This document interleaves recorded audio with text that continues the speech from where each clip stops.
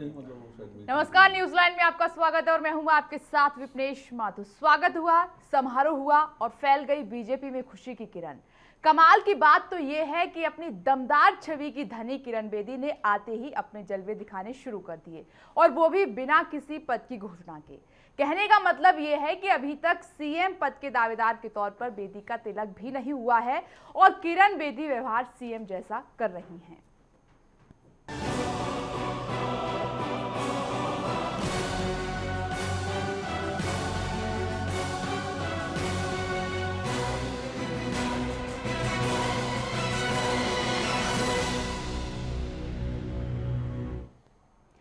CM के रूप में बेदी के एक्शन को देखकर दिल्ली बीजेपी के नेता हैरान और परेशान हैं। नेताओं में बेचैनी इस कदर है कि बयानों के जरिए रह रहकर बाहर निकल रही है। बयान दिए जा रहे हैं, बदले जा रहे हैं और फिर चर्चा की जा रही है। माना कि सपने जब साकार नहीं होते तो दुख तो होता है, मगर दिल्ली में मुकाबला इस कदर है कि कोई काट करने वाला तो चाहिए ही। और किरण बेदी बीजेपी का वो हथियार हैं जो दूसरों की काट करने के लिए फिट बैठती हैं। मगर अहम बात यह है कि बीजेपी बेदी पर मचे बवाल से बाहर कैसे आएगी, इस पर हम चर्चा करेंगे। पहले एक रिपोर्ट देख लीजिए।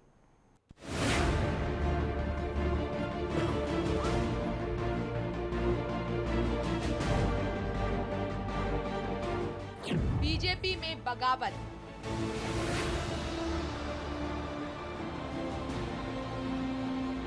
किरण को लेकर किचकिच। नेताओं की अलग अलग राय।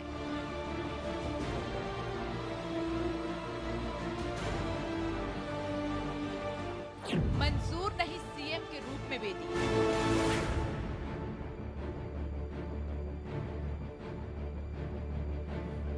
अब क्या करेंगे मोदी?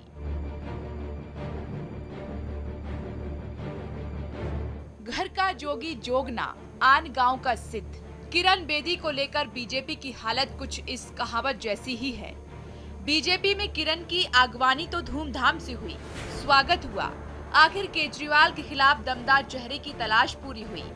जेटली और अमित शाह के चेहरे की खुशी छिपाई नहीं छिपी, लेकिन बीजेपी की केसरिया किरण फैलती इससे पहले ही पार्टी के नेताओं के सुर बदलने लगे।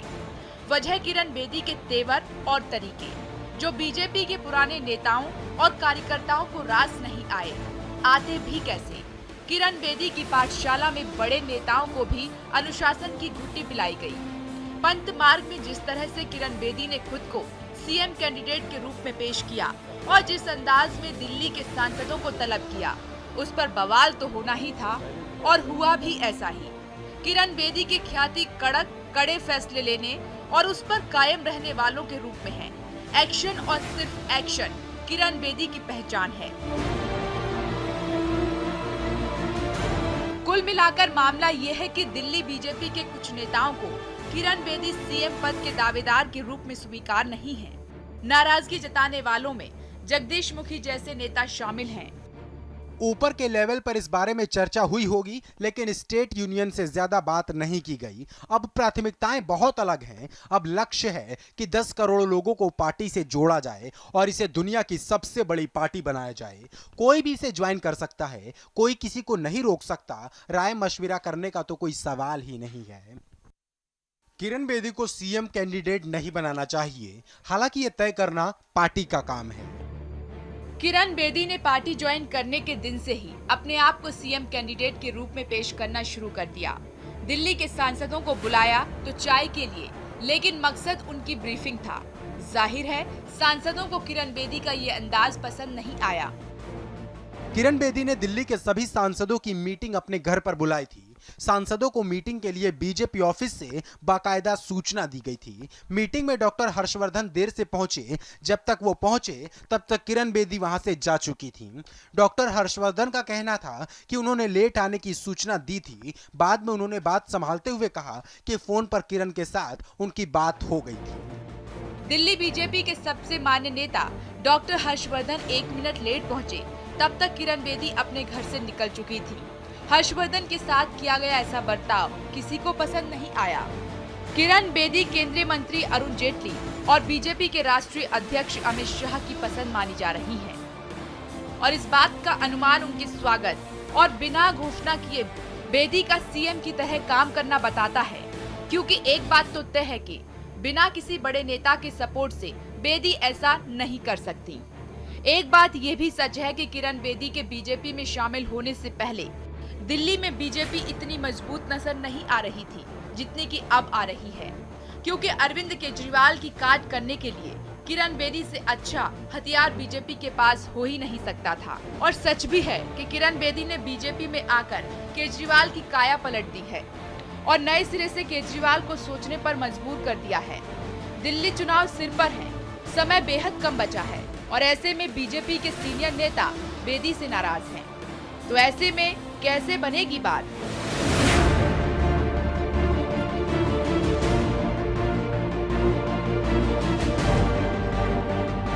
Vighnesh Mathur, channel 1 news. किरण बेदी को लेकर बवाल मचा हुआ है। चुनाव नजदीक हैं, समय बेहद कम बचा है और ऐसे में अब ये तनातनी का दौर बीजेपी में चल रहा है। रूठने मनाने का सिलसिला शुरू हो चुका है। जो सीनियर नेता हैं दिल्ली बीजेपी के, वो अपनी नाराजगी को जाहिर कर रहे हैं। किरण बेदी आई और अब अपने एक्शन में हैं। जिस तरीके की उनकी तरफ से बातें की जा रही हैं और जिस तरीके से एक प्लान तैयार किया गया है, जाहिर सी बात है कि बेचैनी तो होनी है, क्योंकि सीनियर नेता इतने दिनों से अपनी सेवाएं बीजेपी को दे रहे हैं तो कुछ पाने की इच्छा तो रखते हैं और जब इस तरीके से नहीं मिलता है तो दुख तो होता है। इसी पर चर्चा करने के लिए हमारे साथ स्टूडियो में खास मेहमान मौजूद हैं। हमारे साथ हमारे राजनीतिक संपादक मनोज वर्मा जी मौजूद हैं, बीजेपी के नेता खेमचंद शर्मा हमारे साथ मौजूद हैं, कांग्रेस के नेता अमित मिश्रा हमारे साथ मौजूद हैं और हमारे साथ मौजूद हैं आम आदमी पार्टी के नेता भूपेंद्र सिंह जी। आप सभी का बहुत बहुत स्वागत है इस खास चर्चा में। सबसे पहला सवाल खेमचंद जी आपसे है मेरा कि किरण बेदी आई, खुशी उनका स्वागत होता है, समारोह होता है, तब ऐसा नजर नहीं आया। आखिर ये अचानक इतनी जो नाराजगी का दौर शुरू हुआ है, आखिर क्यों, क्या वजह है? मैं आपको बताना चाहता हूँ, जहाँ उत्साह होता है, जहाँ उम्मीदें होती हैं, उसी विषय पे लोग कुछ चर्चाएं, परिचर्चाएं या गॉसिप करते हैं। जो लगता है ये मीडिया की गॉसिप है। भारतीय जनता पार्टी पूर्ण रूप से एकजुट है, सभी नेता मिलकर काम कर रहे हैं और सभी नेता किरण बेदी जी के आने के बाद उत्साहित हैं और उत्साहित होके पूरे उत्साह के साथ काम कर रहे हैं। आपके नेताओं की बाइट सामने निकल कर आई है और आपको बताना चाहता हूँ कि डॉक्टर हर्षवर्धन जी की जो बाइट है, मैं आपको बताना चाहता हूँ कि डॉक्टर हर्षवर्धन जी की जो बाइट जो आप ही के टीवी ने दिखाई है, उसमें उन्होंने बोला मेरा किरण जी से मेरी बात हुई और मैं आपको बताना चाहता हूँ कि भारतीय जनता पार्टी संघ के बैकग्राउंड से ताल्लुक रखती है और वहाँ पे समय का बहुत ध्यान रखा जाता है। तो ये चीजें हमारे लिए मायने नहीं रखती, लेकिन मीडिया इसको उठा रही है। जगदीश मुखी जी की भी बात, मैं आपको जगदीश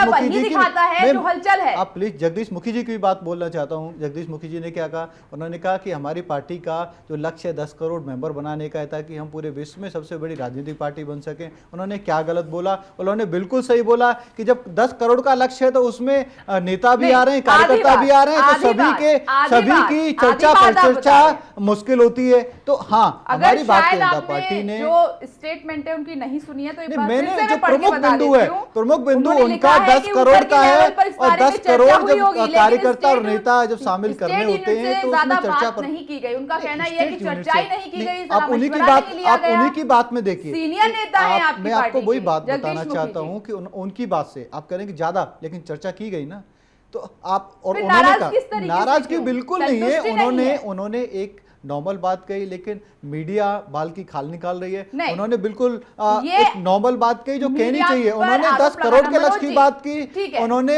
पार्टी को विश्व में सबसे बड़ी पार्टी बनाने के लिए की, उन्होंने उत्साह के साथ काम करने की बात कही। मेरे को जो लगता है, आज किरण जी का भी ट्वीट भी आया था, रोनी में जो उत्साह है, रोनी में जो जिस तरीके से सभी लोग मिलकर कैंपेनिंग कर रहे हैं, उससे दिखाई देता है कि भारतीय जनता पार्टी एकजुट है, उत्साह के साथ काम कर रही है, कोई डिफरेंस नहीं है। ये सिर्फ मीडिया गॉसिप का पार्ट है। डॉक्टर हर्षवर्धन हो गए, मनोज तिवारी की स्टेटमेंट आपने सुनी होगी। मैं बताना चाहता हूँ मनोज तिवारी जी की जो सेकंड स्टेटमेंट है, मनोज तिवारी जी और कब तक मीडिया पर आरोप नहीं रहा, मैं आपको बताना, मनोज तिवारी जी एक अपने पॉलिटिशियन के साथ साथ वो एक कलाकार भी हैं, और जो कलाकार कई बार अपनी बातों को कलात्मक तरीके से बोलता है तो उनका अर्थ दूसरे तरीके से निकाल लिया जाता है। लेकिन उन्होंने, मैं आपको वही बताना चाहता हूँ, जिस चीज को दूसरे तरीके से समझा गया, नहीं वैसा नहीं है, ऐसा उन्होंने नहीं कहा कि नहीं स्वीकार है। उन्होंने अपनी बात को क्लैरिफाई किया, उन्होंने अपनी बात को क्लैरिफाई किया, ऐसा बिल्कुल नहीं है। और ठीक है मनोज जी, आप इत्तेफाक रखते हैं इनकी बातों से? नहीं, मैं इत्तेफाक ज्यादा नहीं रखता हूँ। खेमचंद जी बीजेपी के नेता हैं, वो अपनी पार्टी को पूरी तरह बचाव कराएंगे, लेकिन सच ये है कि आखिर आज दिल्ली में नौबत बनी तो क्यों बनी दिल्ली भाजपा में? दिल्ली के भाजपा के नेता जो पिछले 10 सालों से जिस तरह का बर्ताव कर रहे थे और जिस तरह की आपसी खींचतान मची हुई थी इस पार्टी के भीतर, उसी के कारण ही केंद्रीय नेतृत्व को शायद ये फैसला लेना पड़ा कि केंद्रीय किरण बेदी के चेहरे को धूमधाम के साथ आगे किया जाए दिल्ली में। जो अंदर इन फाइटिंग इन नेता शीर्ष नेताओं में दिल्ली के मची हुई थी, कोई किसी को नेता मानने को तैयार नहीं था। लेकिन सबसे ज्यादा मुझे आश्चर्य हो रहा मनोज तिवारी की बात पे। मनोज तिवारी किस हैसियत से ये बात आज कह रहे हैं कि साहब किरण बेदी बाहर से आई और सीएम के लिए उनका नाम का तय नहीं हुआ? क्या उत्तर पूर्वी दिल्ली से चुनाव लड़ रहे थे तो तमाम कार्यकर्ताओं ने कहा था कि पिछली बार समाजवादी पार्टी से चुनाव लड़े थे, उससे पहले किसी के लिए वोट मांग रहे थे और ऊपर से लाके भेज दिए गए, दिल्ली में सांसद बन गए और अब दिल्ली के केंद्रीय नेतृत्व के फैसलों पर सवाल उठा रहे हैं।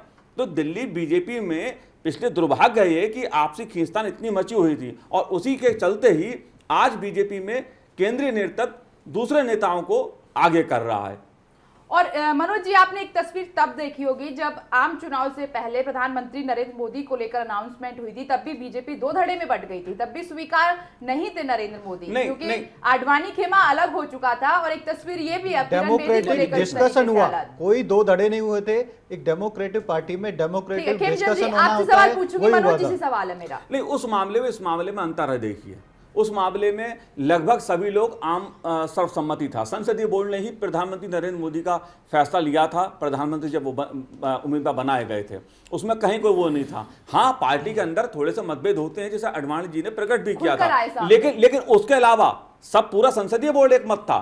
और आज की तारीख में यहां पर केंद्रीय नेतृत्व ने, संसदीय बोर्ड ने फैसला लिया नहीं अभी किरण बेदी का, लेकिन पार्टी के वो नेता, आखिर पार्टी ने दूसरों को भी मौका दिया ना। ये भी बीजेपी के नेता को देखना चाहिए। क्या हर्षवर्धन को पिछली बार मुख्यमंत्री के रूप में प्रोजेक्ट नहीं किया था? क्या जगदीश मुखी को विपक्ष का नेता नहीं बनाया था? क्या दूसरे नेताओं को मौका नहीं दिया? लेकिन जब आपस में आप लड़ेंगे तो केंद्रीय नेतृत्व क्या करेगा? तो केंद्रीय नेतृत्व यही करेगा कि आप लड़ोगे तो दूसरा नेता लाके वो खड़ा कर देगा। और यही हो रहा है दिल्ली की राजनीति में कि दिल्ली के स्टेट के बीजेपी के नेता आपस में झगड़ा कर रहे थे सीएम पद को लेकर। किरण बेदी का एक चेहरा बीजेपी केंद्रीय नेतृत्व ने आगे कर दिया। अब या तो एकजुट होकर लड़ो, वरना केंद्रीय नेतृत्व किरण बेदी के साथ आगे बढ़ेगा। अमित जी, क्या कहना है आपका? देखिए विपनेश जी, पिछले 16 वर्षों से भारतीय जनता पार्टी अलग अलग हथकंडों के द्वारा दिल्ली की जो सत्ता है उस पर काबिज होने का प्रयास कर रही है। उसी के मद्देनजर वो हर साल असफल हुई है। उसी के मद्देनजर इस बार उन्होंने किरण बेदी जी का चेहरा दिल्ली के सामने लाने की कोशिश करी कि शायद इस बार जो दिल्ली का नेतृत्व है, जो चमत्कार नहीं कर पा रहा, वो शायद किरण बेदी जी के नेतृत्व में वो चमत्कार हो सके। लेकिन ये भी बिल्कुल सही बात है कि जब कोई भी संगठन हो, चाहे वो पॉलिटिकल संगठन हो चाहे सामाजिक संगठन हो, यदि उसके ऊपर कोई बाहर का व्यक्ति आके डिक्टेटरशिप करने लगता है तो कहीं ना कहीं उसके जो नेता होते हैं उनमें कहीं ना कहीं विरोध के स्वर उठते हैं। तो वही स्वर आप भारतीय जनता पार्टी में देखने को मिल रहे हैं, चाहे वो मनोज तिवारी जी हो, चाहे वो जगदीश मुखी जी हो। जगदीश मुखी जी 93 से भारतीय जनता पार्टी को रिप्रेजेंट कर रहे हैं दिल्ली में, लेकिन आज उनको उनकी डिक्टेटरशिप में काम करना पड़ रहा है, शायद उनको नामंजूर है, उसके लिए उन्होंने विरोध किया। हाँ, मनोज वर्मा जी की बात से बहुत तरह से बहुत सहमत हूँ कि शायद मनोज तिवारी जी का वो नहीं उनको बोलना चाहिए था, क्योंकि वो तो खुद इंपोर्ट करे हुए नेता हैं नॉर्थ ईस्ट दिल्ली से, उनका कोई वजूद नहीं था। जितने स्थानीय कार्यकर्ता थे उन्होंने भी उनका विरोध किया था। लेकिन जगदीश मुखी जी तो 93 से रिप्रेजेंट कर रहे हैं भारतीय जनता पार्टी की बात नहीं बनेगी। नहीं, वो तो बननी है ही नहीं भारतीय जनता पार्टी की बात। पिछले इंटरेस्टिंग बात कही, पिछले एक वर्ष ने बहुत ही इंटरेस्टिंग बात की, डिक्टेटरशिप। इनके घर शीशे के होते हैं, दूसरे घरों पे पत्थर नहीं फेंकते। इनके यहाँ पे सिर्फ और सिर्फ गांधी फैमिली डिसीजन लेती है। ये डिक्टेटरशिप की बात करते हैं, ये एक व्यक्ति की बात करते हैं, तो बड़ी हास्यास्पद लगती है। भारतीय जनता पार्टी में ऐसा कुछ नहीं। भारतीय जनता पार्टी में अगर कोई ज्वाइन करता है तो भारतीय जनता पार्टी का शपथ पत्र पढ़ के उस शपथ पत्र को सहमति देके ही ज्वाइन करता है। और माननीय किरण बेदी जी ने जब भारतीय जनता पार्टी को ज्वाइन किया है तो भारतीय जनता पार्टी का जो शपथ पत्र है उसकी सहमति देके ही ज्वाइन किया है। सब लोग एज अ कार्यकर्ता काम करते हैं, किरण बेदी जी भी एज अ कार्यकर्ता काम कर रही हैं। हाँ, क्योंकि उन्होंने जब भी काम किया है वो उत्साह के साथ काम किया, तो आज भी उत्साह के साथ काम कर रही है। फर्क सिर्फ इतना है, सहमति थी, अगर सहमति थी तो ये तस्वीर उभर कर ना आती। ये तस्वीर अभी भी उभर के नहीं आई है। अभी मैं आपको बताना चाहता हूँ जो तस्वीर उभर के आ रही है वो उत्साह की आ रही है, वो एक होप की आ रही है और लोगों में पॉजिटिविटी की आ रही है। मैं आपको बताना चाहता हूँ किरण बेदी जी जब बात करती हैं महिला सुरक्षा की या डेवलपमेंट की या फिर एक अच्छे एडमिनिस्ट्रेशन की, तो उससे एक कार्यकर्ताओं में, यंगस्टर्स में, प्रोफेशनल्स में एक बहुत ही उत्साह नजर आ रहा है। मैं आपको बताना चाहता हूँ कि पॉजिटिविटी नजर आ रही है। नाराजगी का दौर शुरू हुआ है, कोई नाराजगी नहीं है, सब मिलके काम कर रहे हैं, उत्साह में काम कर रहे हैं और हम जीतेंगे। मिशन सृष्टि हम पूरी तरीके से आश्वस्त हैं। ठीक है, मैं खेमचंद जी बात पे बोलना चाहता हूं कि उन्होंने कहा कि डिक्टेटरशिप तो गांधी परिवार की चलती है। खेमचंद जी, आपको शायद नहीं मालूम है कि कांग्रेस कार्यकर्ताओं को भारी दबाव था सोनिया गांधी जी के ऊपर कि वो जो है प्रधानमंत्री कुर्सी पर बैठे, लेकिन उन्होंने मना करा। आज कांग्रेस के कार्यकर्ता प्रियंका गांधी जी को बार-बार बोल रहे हैं क्योंकि उनको सुपर पीएम बनना था। 10 साल सुपर पीएम रही, 10 साल सुपर पीएम रही, उन्होंने शपथ नहीं ली, लेकिन हर एक फाइल आप ही के नेताओं ने बोला कि हर एक फाइल सोनिया गांधी जी के पास जाती थी। कॉन्स्टिट्यूशनल बॉडी को बर्बाद किया, देश की छवि को बर्बाद किया। एक प्राइम मिनिस्टर होते हुए एक प्राइम मिनिस्टर के पद को उन्होंने आप कह सकते हो कि उसकी गरिमा को गिराया। मौका मिलेगा, बोलिएगा, सुन लीजिए। तो कांग्रेस पार्टी वो पार्टी है जहां पर जमीन के कार्यकर्ता से ऊपर तक आवाज जाती है और जो डिसीजन होता है वो सर्वसम्मति से होता है। दूसरी बात आपने शुरू में दूसरी बात आपने एक बात और बोलना चाहूंगा। शुरुआत में ही खेमचंद जी ने कहा कि हर्षवर्धन जी चले गए, उसका कारण यह था कि जो भारतीय जनता पार्टी लेट हो गए थे, तो जो भारतीय जनता पार्टी है वो संघ की पृष्ठभूमि से आती है और वहां पर बड़े टाइम की पाबंदी होती है। तो ये बहुत बड़ा विरोधाभास है कि संघ की पृष्ठभूमि से आती है, लेकिन जब संघ के नेता और संघ के फ्रंटल ऑर्गेनाइजेशंस बयान देते हैं तो भारतीय जनता पार्टी एकदम अपने आप को अलग कर लेती है। ऐसा विरोधाभास आप ना करें। भूमि से आना और एक अलग-अलग ऑर्गेनाइजेशन, इन्होंने बोला, मैं आपको बताना चाहता हूँ अलग-अलग ऑर्गेनाइजेशन अपना काम करते हैं। विचारधारा से आना, विचार एक परिवार है, हम मानते हैं, मैंने नहीं बोला, ऑफिशियल मानते में परिवार है, लेकिन सभी अलग-अलग ऑर्गेनाइजेशन हैं और अलग-अलग ऑर्गेनाइजेशन की अलग-अलग रिस्पांसिबिलिटी पृष्ठभूमि से आते हैं या फिर नहीं आते हैं। हम कहते हैं हम विचार परिवार हैं। जब बयान जाते हैं, हमारा कोई भी नेता डिनाई नहीं करता कि हम संघ की विचारधारा को नहीं मानते हैं। जब विश्व परिषद के बयान आते हैं, जब विचारधारा के ये चर्चा का विषय नहीं है अमित जी, खेमचंद जी, ये चर्चा का विषय नहीं है। भूपेंद्र जी, धन्यवाद विपनेश। मैं इसकी शुरुआत करूंगा मनोज जी के बयान से। जो मनोज जी ने कहा बिल्कुल सही कहा, लेकिन इसके अंदर कुछ और चीजें भी हैं। जो बीजेपी की कार्यकर्ता का जो मर्म या दुख आप समझ सकते हो, वो आप अभी जो आपने टिप्पणी दिखाई थी विजय गोयल जी की या वो विजय मल्होत्रा जी की, वो बहुत अच्छी थी, जगदीश मुखी जी की। उसमें उन्होंने बहुत सारी चीज़ें बोली और जो जिसको ये बड़ा गौरवान्वित होकर बोल रहे हैं कि आज की तारीख में हमारी प्राथमिकता 10 करोड़ के सदस्य बनाने की है। लेकिन उसके आगे चलते चलते चलते जब जगदीश मुखी जी आए और उन्होंने बोला कि आज की तारीख में चर्चा की कोई गुंजाइश नहीं है, ऊपर से कोई भी आ सकता है। खेमचंद जी जब आप बोल रहे थे मैं बिल्कुल शांति से सुन रहा था, आप उसको दोबारा चला दीजिए, आप उसको दोबारा चला दीजिए। उसमें उन्होंने बड़ा दर्द जाहिर किया कि बोलते कि आज की तारीख में जो राज्य इकाई थी उसके साथ ज्यादा बात नहीं हुई और अब उसकी चर्चा की यूनिट से बात नहीं हुई। अब आप देखिए कि एक तो ये कि उन लोगों को कंसल्ट नहीं किया गया जिन लोगों ने बीजेपी को पाल पोस के यहां तक लेके आए, नंबर एक। दूसरा, उन्होंने उस व्यक्ति को प्रोजेक्ट किया कि जो कुछ दिन पहले तक बीजेपी के ऊपर प्रश्न चिन्ह लगाता था, जिसने कि पिछले चुनाव में आरटीआई के टाइम पे उसने ये कहा कि अगर ऐसी पार्टी की जो आरटीआई के तहत ना आए तो ऐसी पार्टी को वोट ना दो। उन्होंने नरेंद्र मोदी जी के ऊपर प्रश्न चिन्ह लगाए। कार्यकर्ता का आप मर्म यहां पे समझो कि एक तो ये कि जिन्होंने बीजेपी को पाल पोस के बड़ा किया उनको आपने दरकिनार कर दिया। दूसरी, जो ये नीति की बात करते हैं उस नीति के बिल्कुल विपरीत इन्होंने उस व्यक्ति को इनके सिर पे बैठा दिया। दूसरा, फिर उसका कंडक्ट जो उन्होंने संघ की बात बोली, तो कहां पे है आपका लोकतंत्र जिसकी आप बात कर रहे हैं? जी, आपको तो खुशी होनी चाहिए कि अरविंद केजरीवाल का कोई साथी इतने ऊपर तक पहुंच नहीं, हमें बिल्कुल खुशी है। हमारे लिए कैसी खुशी आपकी झलक हमारे लिए तो हम तो वाकई बहुत खुश है कि बीजेपी के अंदर ऐसा कोई व्यक्ति नहीं मिला कि जो अरविंद केजरीवाल को काउंटर कर सके। हमें तो इस बात की भी खुशी है कि जो हमारे आंदोलन में हमें तो इस चीज से वाकई खुशी है कि इनको बीजेपी के अंदर एक ऐसा नेता नहीं था कि जो अरविंद केजरीवाल को काउंटर कर सके, और इसके लिए उन्होंने हमारे आंदोलन के साथ ही चुना। हमें तो इस पे भी खुशी है नहीं, खुशी किस रूप में झलक रही है ये देश देख रहा है। नहीं, देश भी देख रहा है और दिल्ली की जनता भी देख रही है कि कैसी ठगी जा रही है। ये भी कहा जा रहा है कि किरण बेदी के बीजेपी में शामिल होने से अरविंद केजरीवाल की जो स्ट्रेटेजी है, रणनीति है, वो पलट गई है। नहीं, राजनीति में अगर जब है तो रणनीति तो मेरे ख्याल से हर चुनाव के लिए कुछ ना कुछ बनेगी। जब जगदीश मुखी थे तो कुछ डिफरेंट तरीके की रणनीति थी, बिल्कुल ठीक कह रहे हो आप। बिल्कुल नहीं, रत्ती भर कोई बेचैनी नहीं है, बल्कि हमें बिल्कुल किसी तरीके से बेचैनी नहीं है, लेकिन हम आम जनता को बताने में बल्कि ये आसानी हो गई है कि जो चीजें हम लेके आए थे। किरण बेदी का नाम का क्यों डंका बजा रहे हैं आप? अपनी रणनीति को भूलकर किरण बेदी के नाम, आपकी जुबान पर एक ही नाम किरण बेदी, किरण बेदी, बिल्कुल नहीं, हम तो बिल्कुल नहीं कर रहे। हम तो अभी भी बीजेपी से पुरानी परिचर्चा में बैठा हुआ तो मैं बता रहा था कि बजाय किरण बेदी के आप बात करें कि आने वाले चुनाव में मुद्दे क्या होंगे। आपने कहा कि आरोप लगाया उसी वो व्यक्ति किरण बेदी ही है शायद। नहीं, मैं उनका नाम इस रेफरेंस में लिया था कि जब मैंने ये बताया कि बीजेपी के कार्यकर्ता का मर्म समझने के लिए, मैं आम आदमी पार्टी की हैसियत से उसको नहीं बोल रहा था, लेकिन मैं बोल रहा था कि बीजेपी की कार्यकर्ता जिसके लिए एक व्यक्ति बोला करता था, आज आपने उस व्यक्ति को सीएम का कैंडिडेट बना दिया और आपको आज उसकी गाइडेंस में काम करना पड़ेगा, उसकी लीडरशिप में काम करना पड़ेगा।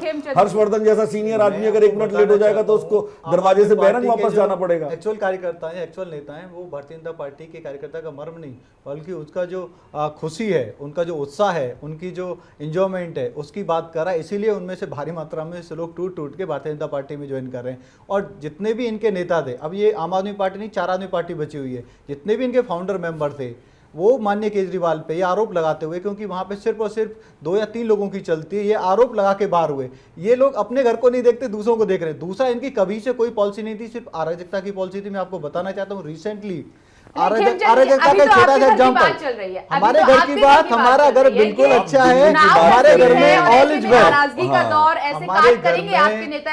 साथ है, सबका विकास है, हमारे घर में सबका साथ है, सबका विकास है। वी आर प्रेटी कॉन्फिडेंट कि we are forming a government. मैं आपको बताना चाहता हूँ, एक पार्टी है जो अराजकता के मुद्दे पे आगे बढ़ रही है। मनोज तिवारी कहते हैं वो स्टेटमेंट देते हैं फिर पलट जाते हैं। तिवारी जी ने, जगदीश मुखी नाराज हैं तो जगदीश मुखी जी नाराज नहीं है, वो बुजुर्ग नेता है, सीनियर नेता है। उन्होंने क्या बात रखी, हमारा टारगेट 10 करोड़ तक पहुंचना है।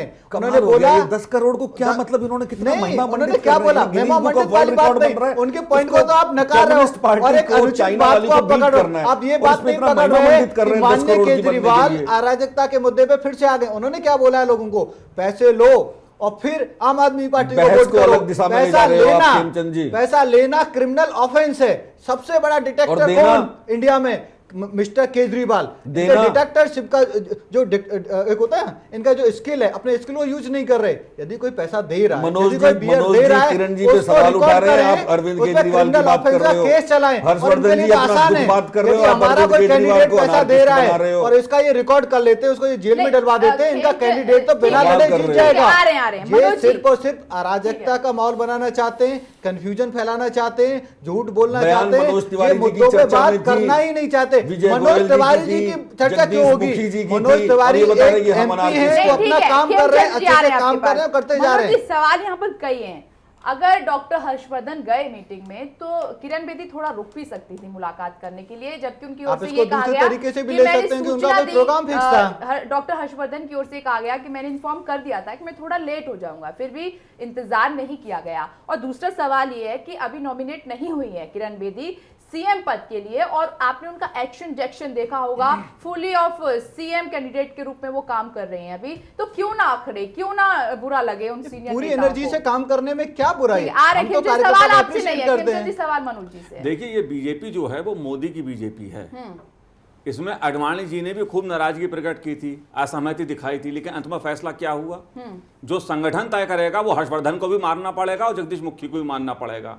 वरना आज अडवाणी जी की जो स्थिति है वो ही शायद जगदीश मुखी की होने देर नहीं लगेगी।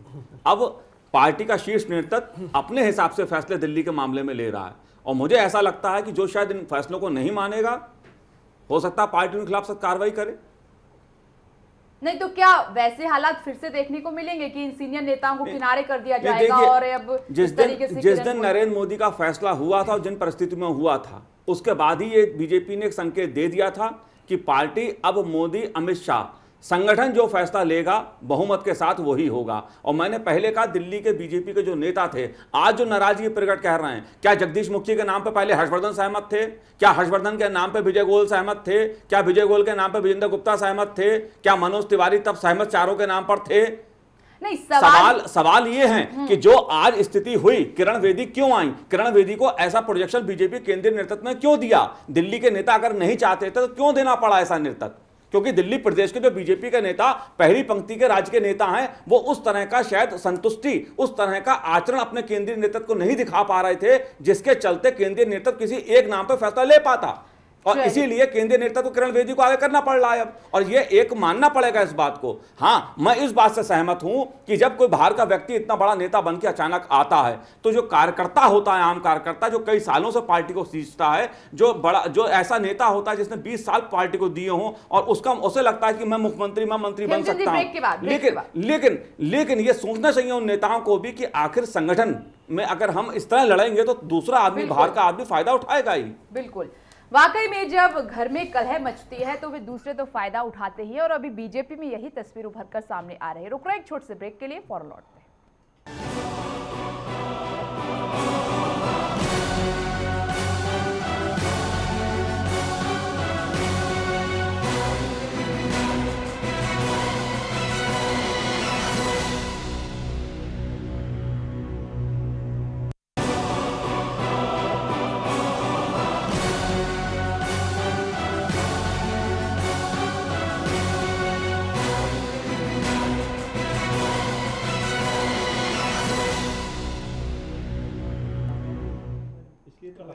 बीजेपी में किरण बेदी को लेकर मचे बवाल पर बीजेपी नेता प्रभात झा से बात की संवाददाता अनिशा गांगुली ने। बीजेपी से हमारे साथ है प्रभात झा जी। सर, दिल्ली विधानसभा से पहले ही बीजेपी से कई नए जानी माने चेहरे जुड़ते जा रहे हैं, उसी में आज शामिल हो चुकी है कृष्णा तीरथ जी। कितना फायदा होगा बीजेपी को इससे? देखिए, लाभ और हानि का सवाल नहीं है, फायदा और घाटे का सवाल नहीं है। सवाल है कि राजनीति में 40 साल तक कांग्रेस में रहने के बाद कृष्णा तीरथ क्यों भारतीय जनता पार्टी में आई? वो इसलिए आई हैं कि वहां समाज सेवा का काम रुक गया, वहां पार्टी का काम बंद हो गया, वहां अनुशासनहीनता आ गई, वहां लोग सुनते नहीं हैं। पूर्व केंद्रीय मंत्री होने के बाद भी कोई बात नहीं सुनी जाती। और दूसरा, उन्होंने क्या कहा कि मेरे पास अनुभव भी है, ऊर्जा भी है, मैं चाहती हूं कि नरेंद्र मोदी जी के विकास के साथ मैं जुड़ूं, और इसलिए वो आई हैं। हर अच्छे व्यक्ति का हमने राजनीति में स्वागत किया है। सर, कृष्णा तीरथ जी का विधानसभा चुनाव में क्या क्या भूमिका रहेंगे? कांग्रेस के खिलाफ वो एक बड़ा चेहरा है, तो क्या क्या भूमिका रहेगी उनकी? देखिए, वो प्रचार करेंगी, सारे समाज के बीच जाएंगी। दलितों का देश में बहुत बड़ा चेहरा है, जैसे उदित राज जी हमारे पार्टी में हैं। आपने देखा होगा, दोनों में देखिए, आते ही एक दलित नेता ने दूसरे दलित नेता का स्वागत किया है, और यही भूमिका हम सब लोग मिलकर लड़ेंगे। उनकी भी बहुत बड़ी भूमिका होगी, भारतीय जनता पार्टी की सरकार बनाने में उनकी बड़ी भूमिका होगी। सर, क्या कृष्णा तीरथ जी चुनाव लड़ेंगे इस बार? उन्होंने खुद कहा है कि जो पार्टी तय करेगी, मैं पार्टी के निर्णय से बंधी हुई हूँ। सर, एक आखिरी सवाल है, और कितने नए चेहरे शामिल हो सकते हैं बीजेपी में? जो आएंगे, जो अराजक नहीं होंगे, जो असभ्य नहीं होंगे, जो भारत माता को मजबूत करना चाहते हैं, जो नरेंद्र मोदी जी के विकास में आना चाहते हैं, हर उस जिले स्तर के, मंडल स्तर के, प्रांत स्तर के, राष्ट्रीय स्तर के सभी कार्यकर्ताओं को आह्वान है, आइए कांग्रेस मुक्त भारत में भारतीय जनता पार्टी का साथ दीजिए। Thank you sir. तो ये थे प्रभात झा जी, जिन्होंने कहा कि जो भी कांग्रेस मुक्त भारत में शामिल होना चाहिए, बीजेपी में उसका स्वागत करेंगे वो। कैमरा पर्सन यादव शर्मा के साथ अनिशा गांगुली, चैनल 1 न्यूज़, दिल्ली। अमित जी, लगता है इस सवाल का जवाब आपसे अच्छा कोई नहीं दे सकता। क्या सवाल? सवाल ये है कि कृष्णा तीरथ जी आ गई हैं, आपको छोड़कर आके क्यों अनुशासनहीनता दिखाई दे रही है? तमाम तरह के सवाल बीजेपी ने उठाए हैं। देखिए, कृष्णा तीरथ जी का अपना व्यक्तिगत निर्णय है, उस पर मैं कोई टिप्पणी नहीं कर सकूंगा। वो कृष्णा तीरथ जी बेहतर बता पाएंगे कि उन्होंने क्यों पार्टी ज्वाइन करी है, जो आरोप उन्होंने लगाए हैं। देखिए, इलेक्शन के समय यदि कोई पार्टी छोड़ता है तो वो सीधी मौका परस्ती होती है, जनता भी उसको समझती है। क्यों नहीं समेट पा रहे हैं आप अपने नेताओं को? कुछ तो वजह होगी इसकी। नहीं, देखिए, जब भी चुनाव होते हैं, ये तो समय बहुत महत्वपूर्ण है आपके लिए, बल्कि आपको देखना चाहिए कोई बाहर न निकल पाए। देखिए विघ्नेश जी, जब भी चुनाव होते हैं उस समय कुछ लोग पार्टी को ज्वाइन करते हैं, कुछ लोग पार्टी को छोड़ते हैं। जो लोग पार्टी छोड़ रहे हैं वो किस कारण से सोचते हैं, क्या उनको लोभ दिया गया, क्या लालच दिया गया या क्या बोला गया, ये वो बेहतर बता पाएंगे। बाकी कांग्रेस पार्टी पूरी संगठन में मजबूती के साथ दिल्ली सरकार में केंद्रीय मंत्री रही हैं और ऐसे में अब बीजेपी ज्वाइन कर लिया है, कुछ तो कारण रहा है, इतना बड़ा चेहरा, तो देखिए कुछ तो रीजन रहा है।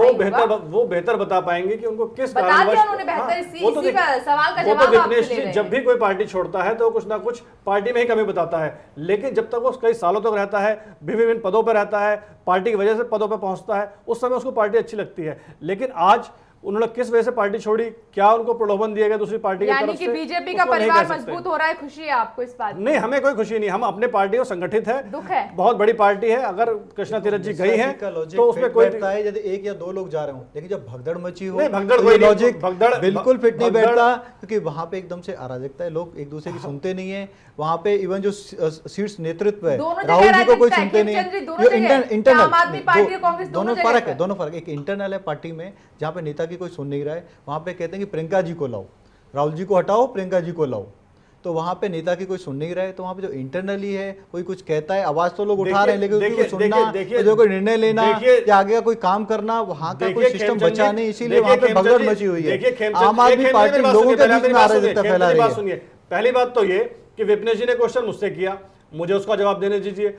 दूसरी नंबर 2 बात ये कि हमारी पार्टी में क्या चल रहा है, क्या नहीं चल रहा है, उसको मैं बेहतर ज्यादा समझता हूं।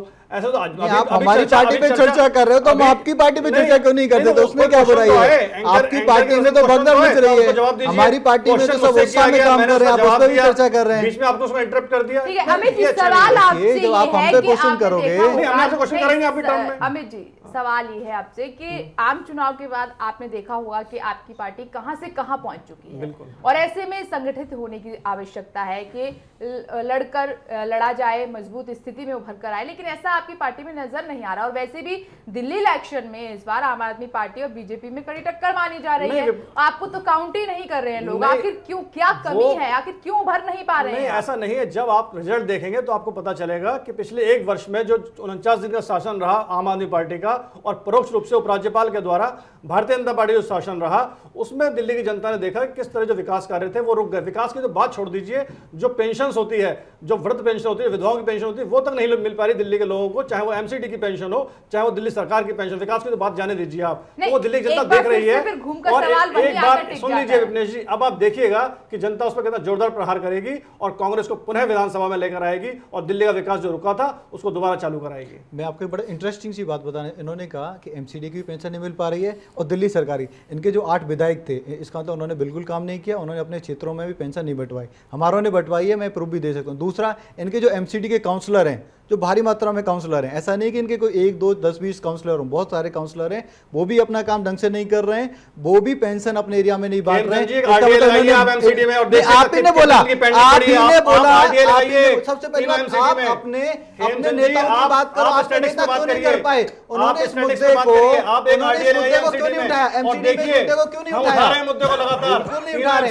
आपको बताना चाहता हूँ, आप ही की सरकार ने एमसीडी को कमजोर किया, एमसीडी को बर्बाद किया, आपको जानकारी नहीं है, एड मिलनी चाहिए थी, वो एड टाइम पे नहीं मिली।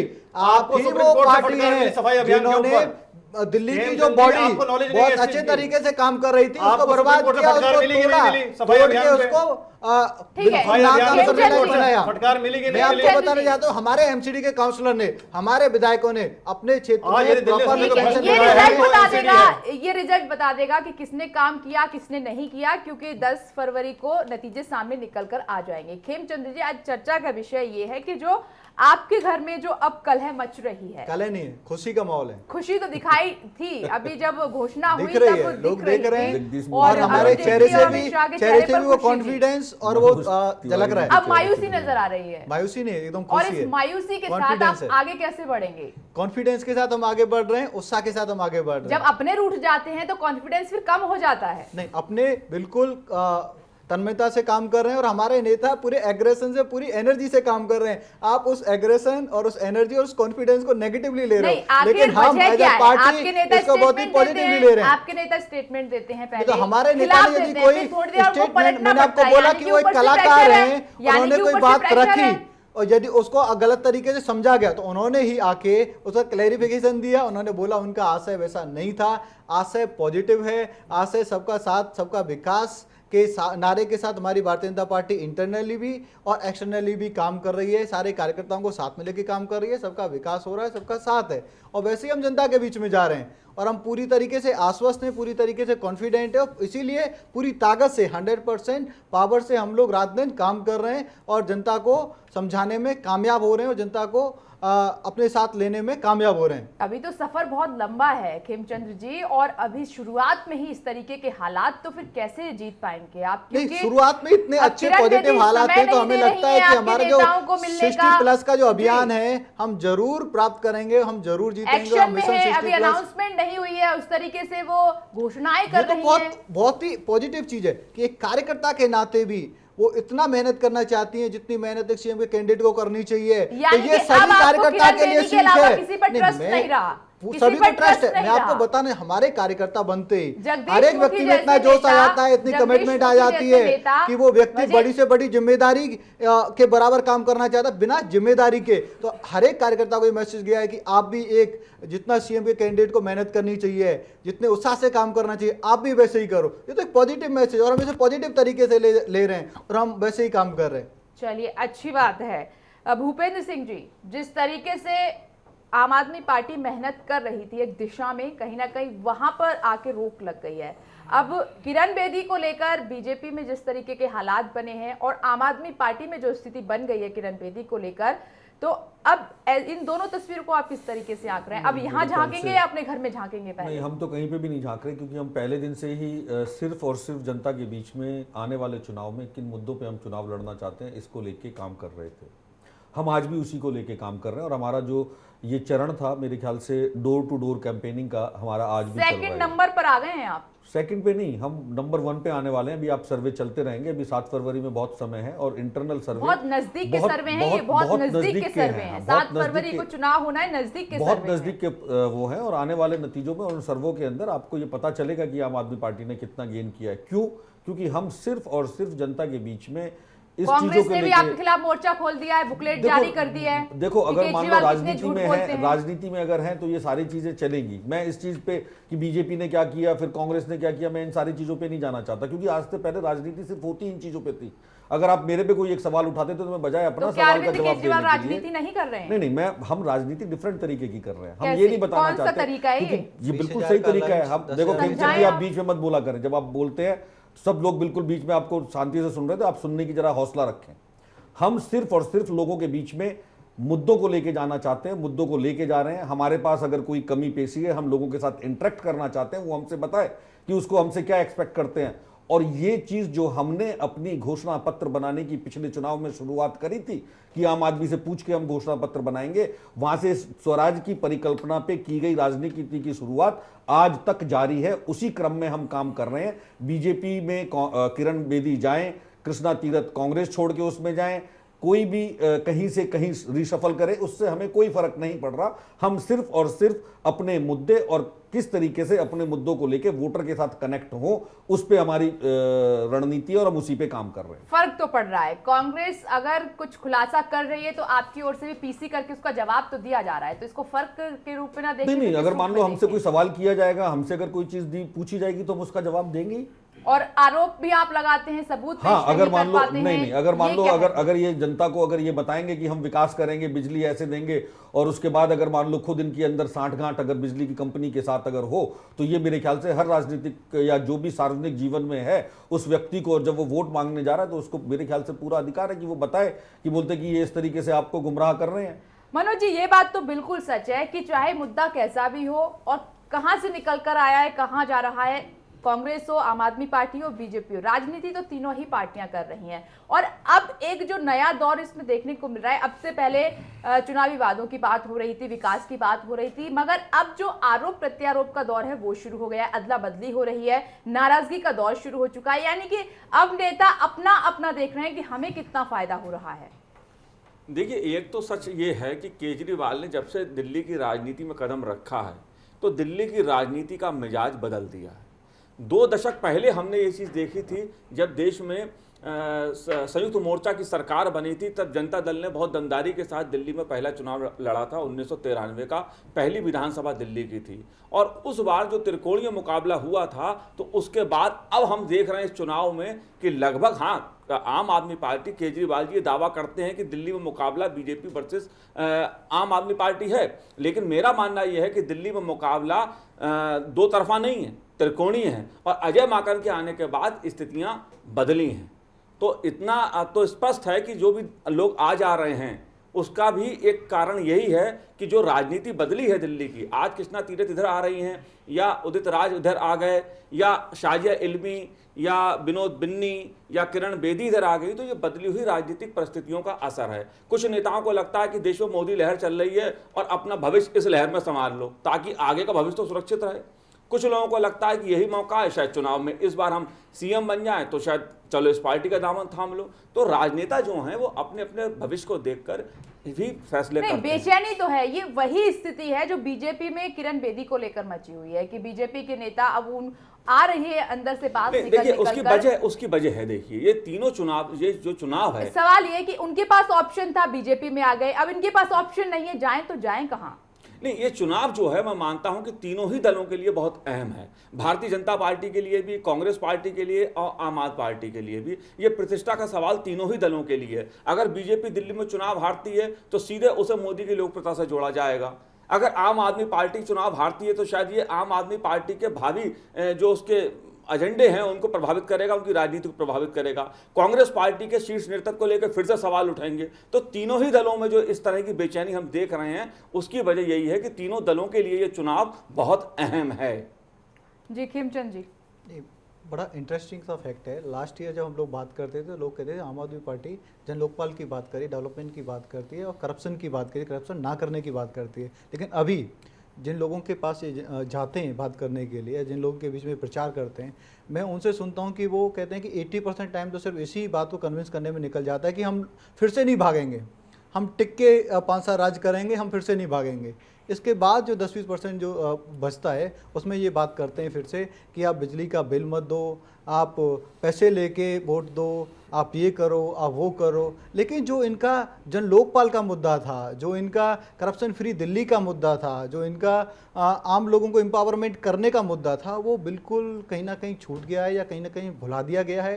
क्योंकि ये अब आप बिल्कुल सही कह रहे हैं कि बिल्कुल अब 100% राजनीति कर रहे हैं और ये लोग जो जन सेवा करनी चाहिए थी, मैं आपको बताना चाहता हूँ, हम पूरी तरीके से सिर्फ और सिर्फ डेवलपमेंट का काम कर रहे हैं और हमारी जो पार्टी है डेवलपमेंट पे फोकस करके काम कर रही है। आप देखेंगे मोदी जी जो लोग 8 घंटे काम करते हैं वो 18 घंटे काम कर रहे हैं, वो अपने वर्कर से दूना ज्यादा काम करे। नहीं, आम आदमी पार्टी ने बहुत अच्छे मुद्दों के साथ शुरुआत की थी, लेकिन दुखद ये है उन्होंने लोगों की आशाओं को तोड़ा, उन्होंने आकांक्षाओं को तोड़ा और उन चीजों को बुला। कांग्रेस, मैं मानता हूं कि कांग्रेस ने आम आदमी पार्टी की जो विश्वसनीयता गिरी है उसकी वजह से कांग्रेस ने थोड़ा गेन जरूर किया है और अब त्रिकोणीय मुकाबला है। अब ऐसा नहीं है कि आम आदमी पार्टी और बीजेपी में मुकाबला है, अब त्रिकोणीय मुकाबला है। क्योंकि जो नहीं, हमें खतरा नहीं हमें, लेकिन हमें ये पता है कि जो लड़ाई जो सेकंड पोजीशन की है उसमें कांग्रेस कहीं ना कहीं रेस में आ गई है, पहले वो रेस में नहीं थी। तो जो सेकंड पोजीशन की लड़ाई है वो जरूर इंटरेस्टिंग हो गई है,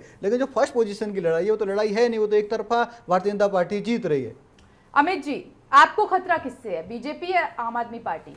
क्योंकि आपकी ज्यादातर सीटें आम आदमी पार्टी खा गई थी पिछले चुनाव में। देखिए दोनों ओपोनेंट्स हैं हमारे, और हमारे को ना भारतीय जनता पार्टी से खतरा है ना आम आदमी पार्टी से खतरा है। हमें ये देखना है कि हमें किस तरह चुनाव लड़ना है, हमें दिल्ली की जनता को समझाना है और दिल्ली की जनता समझ रही है। तो खतरा नहीं है तो एंड टाइम पे बुकलेट जारी करना आम आदमी पार्टी के खिलाफ, और आम आदमी पार्टी कह रही है हमने तो सब कुछ अपनी वेबसाइट पर डाला हुआ है, कांग्रेस क्या रूल कर लाई है? एक राजनीतिक पार्टी होने के नाते ये हमारा फर्ज बनता है कि जो नाकामयाबी आम आदमी पार्टी की रही या भारतीय जनता पार्टी की रही उसको हम जनता से रूबरू कराएं, और जो हमारी उपलब्धियां रही उनको भी हम जनता से रूबरू कराएं। वो हम बेहतर तरीके से कर रहे हैं और हमें जनता का भरपूर समर्थन भी इसमें मिल रहा है। तो इस आने वाले विधानसभा चुनाव में आप देखेंगे कि पुनः कांग्रेस वापसी कर दिल्ली के विकास को चालू करेगी। आपने देखा कि बीजेपी में अब किरण बेदी प्रोजेक्ट जिस तरीके से उनको किया जा रहा है, एक प्लान तैयार किया गया है कि इसके तहत 5 से 6 रैलियां वो दिन में करेंगी। प्रधानमंत्री नरेंद्र मोदी तकरीबन 5-6 रैलियां करेंगे दिल्ली में मगर आपकी ओर से ऐसे बड़े नेता कोई दिलचस्पी नहीं ले रहे हैं। कहाँ है राहुल गांधी, कहाँ है सोनिया गांधी? कोई प्लान ऐसा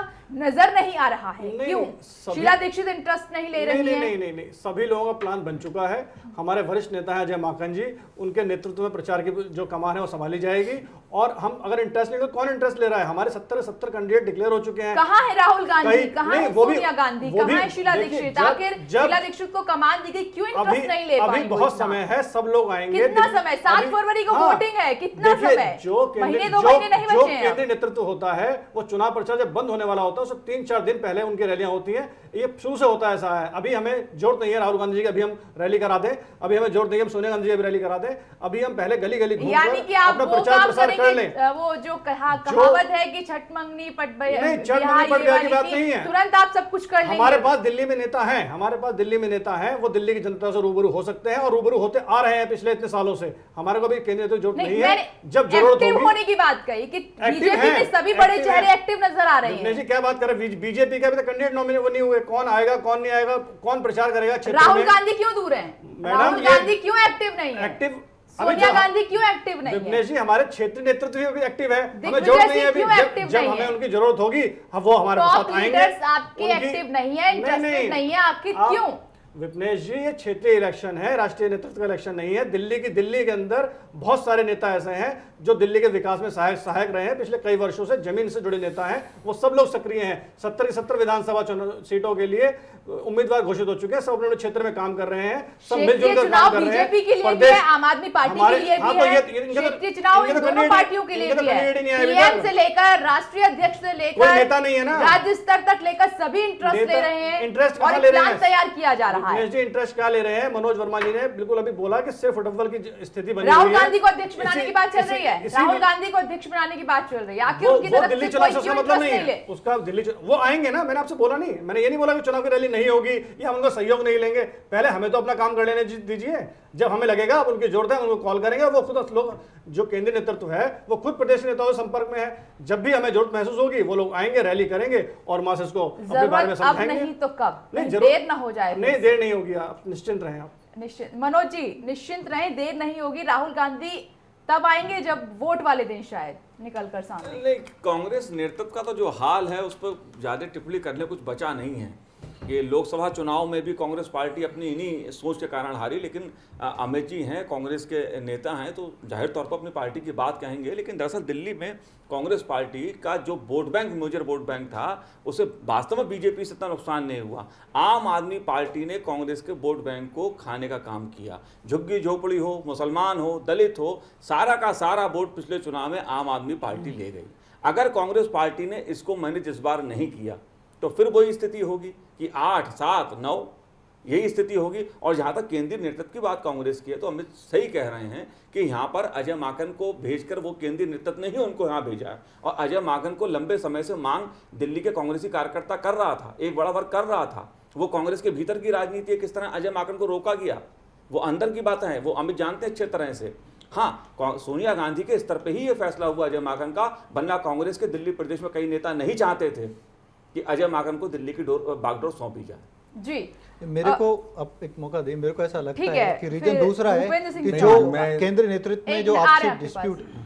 जी बोलिए खेमचंद जी, आप पहले। जो कांग्रेस के केंद्रीय नेतृत्व में आपसी डिस्प्यूट है और सेव राहुल एक मूवमेंट चली हुई है कि राहुल को किसी भी कीमत पे बचाना है, वही कारण है कि राहुल गांधी को यदि दिल्ली में ले आए और लोग सुनने नहीं आए या लोग सभा में से उठ के चले गए तो वो और ज़्यादा एक्सपोज हो जाएंगे और उनको बचाना मुश्किल हो जाएगा। ये एक बहुत बड़ा कारण है कि राहुल गांधी जी दिल्ली की राजनीति में एक्टिव दिखाई नहीं दे रहे हैं या एक्टिव दिखाई नहीं देना चाहते। और नहीं, मैंने आपसे पहले मैंने विपनेश जी आपसे पहले भी कहा कि देखिए भारतीय जनता पार्टी का एक ही चेहरा है, एक ही नाम है, मोदी जी, जिसको वो हर जगह किरण बेदी आ गई हैं और भी उनके नेता हैं, अमित शाह, वो भी देखो हमारे विरोध प्राइड की बात है कि हमारे नेताओं को लोग सुनने आते हैं। हमारे पास नेताओं के अलावा, सुन लीजिए खेमचंद जी, हमारे पास नेताओं के अलावा दिखाने के लिए बहुत सारी चीजें हैं जो दिल्ली में हुई हैं। तो कृष्णा विरोध के चलते ही और जो आपका अनुशासन को दिखा या कुछ जैसा भी रहा उन्होंने तभी तो बीजेपी में आ गई, वरना क्या पड़ी थी उनको बीजेपी में आने। देखिए मैंने आपको बताया कि जब चुनाव होते हैं तो बहुत से लोग जाते हैं, बहुत से लोग आते हैं। इसमें आप संतुष्ट हैं? नहीं, संतुष्ट की बात क्या हो सकती है? आपकी बातों से लग रहा है कि इससे आप संतुष्ट हैं। भाई जो जाना चाहता है वो जाएगा। बोलिए विपनेश जी, जो ऐसे मौका पर ना हो तो अच्छा रहता है। खेमचंद जी ने बताया कि राहुल एक गांधी सवाल मैं को आपसे पहले पूछ लूं, फिर उसका जवाब आप दीजिएगा। भूपेंद्र सिंह जी, सवाल ये है कि पिछली बार 2013 में जो चुनाव हुए, आप कांग्रेस के वोट सारे खा गए, ठीक है। इस बार कांग्रेस की भी रणनीति है और हालात बदल चुके हैं, तो अब इस बार किसके वोट आपकी तरफ जाते दिख रहे हैं? किसके वोट मतलब आप काटेंगे? क्योंकि बीजेपी स्ट्रांग हो गई है किरण बेदी के आने के बाद, कांग्रेस की अपनी रणनीति है, तो अब आम आदमी पार्टी फिर कहां से कैसे देख रही है? क्योंकि उस समय आपको फायदा हो गया था एंटी इनकम्बेंसी की वजह से। आज की तारीख में जो आम आदमी पार्टी की आप बात कर रहे हैं, ये पिछले चुनाव की जो आपने बात की कि आप उसके वोट खा गए थे और उसके वोट खा गए थे, मैं आपको बताऊं कि आज अपना आम आदमी पार्टी का भी जनाधार है। आम आदमी को चाहने वाले भी लोग हैं जो 2013 के चुनाव में शायद नहीं थे, क्योंकि जब हम नई पार्टी हुआ करते थे। लेकिन आज की तारीख में जिस तरीके से राजनीति ने करवट ली है इस देश के अंदर, तो आम आदमी पार्टी का अपना जनाधार है, नंबर 1। नंबर 2, जो इन्होंने चेहरे की बात शुरू करी थी कि जो इन्होंने राहुल गांधी जी का सवाल उठाते हुए जो खेमचंद जी ने आंसर दिया था कि ये राहुल गांधी को इसलिए नहीं लेके आना चाहते क्योंकि वो उनको बचाना चाहते हैं, क्योंकि हार का ठीकरा उनके सिर ना फूटे। इसी कड़ी के अंदर रामलीला मैदान के अंदर जब लोग उठ के चले गए और मोदी जी के नाम पर सिर्फ 20-25 हजार लोग पहुंच पाए, उसी कड़ी के अंदर ये मोदी जी को बचाने के लिए किरण बेदी जी को लाया गया। नंबर 1, जो मोदी लहर की आप बात कर रहे हैं, मैं उससे भी सहमत नहीं हूं। मोदी लहर थी हरियाणा के इलेक्शन तक। हरियाणा का और दिल्ली का इलेक्शन एक अलग इलेक्शन है। हरियाणा के इलेक्शन के बाद अगर आप जम्मू कश्मीर में जाएं तो वहां पर लहर नहीं चली, महाराष्ट्र में अगर आप जाएं तो वहां पर लहर नहीं चली, दिल्ली में वो लहर नहीं चल रही। वजह यह थी कि जहां पर इन्होंने इलेक्शन जीते वहां पर सिर्फ 2 पार्टी थी, विकल्प नहीं था। वहां पर सीधा जो मुकाबला था, आम कांग्रेस से लोग छुटकारा चाहते थे, इसलिए उन्होंने बीजेपी को वोट दिया। दिल्ली में ऐसी स्थिति नहीं है। यहां पर आम आदमी पार्टी के रूप में और सीएम के रूप के नाम के रूप में अरविंद केजरीवाल एक बहुत सशक्त विकल्प था।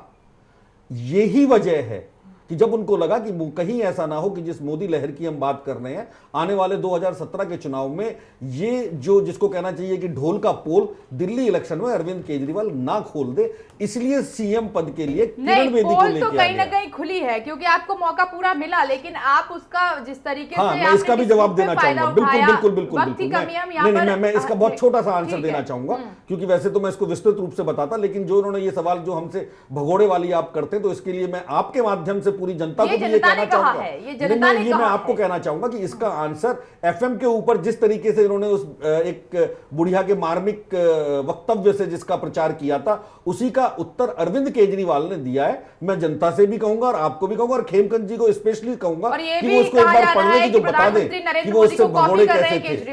हाँ बिल्कुल, आज की तारीख में जो मैं तो ये कहता हूं कि आम आदमी पार्टी ने जो राजनीति की शुरुआत की, वो राजनीति के अंदर बीजेपी और कांग्रेस नए सिरे से राजनीति का कखगरा सीख रही है, ABCD सीख रही है, और वो आम आदमी पार्टी से सीख रही है, जिसमें आम आदमी पार्टी ने आम आदमी को धुरी के अंदर लाके रखा है राजनीति के। इन्होंने एफएम की बात की, बहुत इंटरेस्टिंग सी बात है। सारी बातें इंटरेस्टिंग बताते हो। एफएम इन्होंने बहुत झूठ के साथ शुरुआत किया। एक लड़की आती है, वो कहती है कि मैं अपनी गली में जाती हूँ तो मेरे को लोग छेड़ते हैं, और मैं पुलिस के पास जाती हूँ तो मेरे को हेल्प नहीं मिलती। अम्मा वाली बात वहां फिर इन्होंने अराजकता की बात की, फिर वहां पे सिस्टम को बदनाम करने की बात की।